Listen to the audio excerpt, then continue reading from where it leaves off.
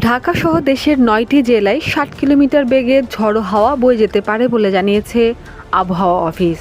একই সঙ্গে বৃষ্টি বা বজ্রসহ বৃষ্টিরও আশঙ্কা রয়েছে।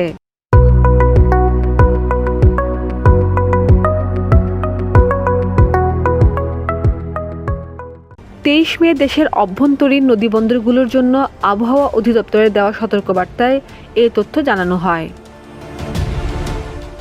সতর্কবার্তায় বলা হয়েছে, রংপুর, দিনাজপুর, বগুড়া, ময়মনসিংহ, নোয়াখালী, কুমিল্লা, চট্টগ্রাম, কক্সবাজার এবং সিলেট অঞ্চলগুলোর উপর দিয়ে পশ্চিম অথবা উত্তর পশ্চিম দিক থেকে ঘন্টায় ৪৫ থেকে ৬০ কিলোমিটার বেগে অস্থায়ীভাবে দমকা বা ঝড়ো হাওয়া বয়ে যেতে পারে।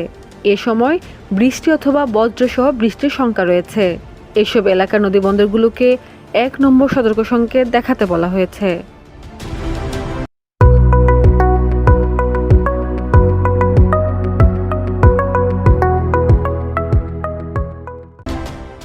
এদিকে দেশের কোথাও কোথাও মৃদু তাপদাহ প্রবাহিত হচ্ছে।